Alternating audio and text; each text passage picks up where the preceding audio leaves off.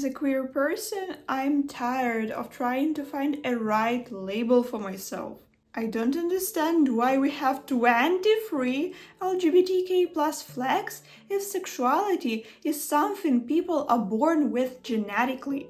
So it's something normal like green eyes or different skin tones. And I've never seen green-eyed people making special flags and labels to identify themselves among the other people. Flags that may confuse some green-eyed people. Am I green-eyed enough to have such a label?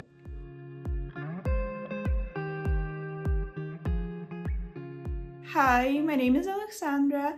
I'm a religious scholar and a mindset coach who helps people live happier lives and achieve new levels with ease and satisfaction. And above all, I'm human. And today, I want to share my experience and questions that sit in me and confuse me about myself and this world. Research shows that sexual orientation is likely caused by biological factors that occur before birth. People don't decide who they are attracted to, and no therapy, treatment, or persuasion will change a person's sexual orientation. You can't turn a person gay. It's not a choice. So why, instead of spreading this scientific evidence to people who doesn't know about it, LGBT plus community creates new and new flags and emphasize their sexuality? And all this is like creating an invisible psychological boundary between queer and straight people. Or am I only one who notices that many gay people on social media build their whole personality around their sexual identity? I've never seen someone write on their Instagram bio that I'm heterosexual, but I see millions of examples of influencers who build their whole personal brand around the fact that they are gay. I attended Pride. I read a lot about LGBT history and why our representation was important in the 70s and still today to legalize equal rights for us. It's important, but my position is that we don't need to create such a variety of flags and labels right now. For me, all these labels of sexual orientation are just boundaries between people. And I want you to understand my words correctly. I'm very grateful to live in such an open world now, where people can love who they want without hiding, without sitting in prison or mental hospital. But if sexual orientation is something like green eyes or natural brown hair, then why gay people try to emphasize them as like they are someone special?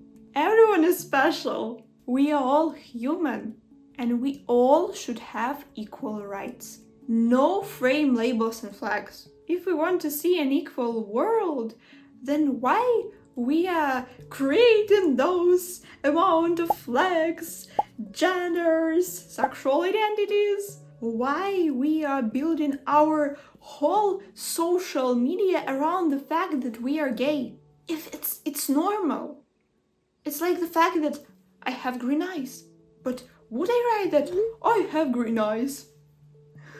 I can present myself as pansexual. I can put that flag everywhere to show that I feel myself as a part of community.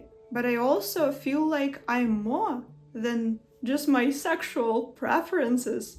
I'm more than just my green eyes. I'm also good at science. I'm currently developing myself in a mindset coaching, and I know that with this role, I can help even more people and queer people to understand themselves better, to see their true potential. And with that attitude, I feel that I can help LGBT plus community more than if I started posting videos about being gay and building my whole personal brand around that fact alone. And that's the whole idea I want to share.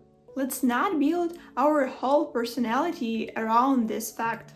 Let's show this heteronormative world that we are human beings first. And let's calmly and scientifically explain to them why LGBT plus community needs more rights. It doesn't really matter to me who you love as long as you are a good person. And in the world I want to see, I don't want to see any flags, no labels of sexual orientation, because each sexual orientation is acceptable. There shouldn't even be a difference between who is gay and who is straight, because we are all human and we all should have a right to love who we want to love.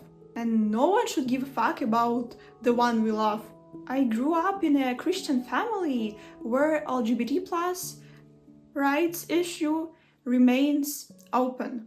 We have no right to same-sex partnerships or marriages. So if you want to write me that I don't know how dangerous situation can be for someone, believe me, I know it very well. That's why I strongly support the community. But that doesn't stop me from getting confused from all the questions I've shared today.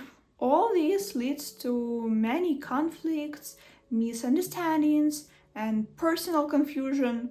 I remember I was trying to figure out if I am gay enough if I had no experience. Do I look masculine or feminine enough? This is so absurd! That's why I'm sharing my thoughts here, and I would like to hear yours. Has anyone experienced the same? What do you think?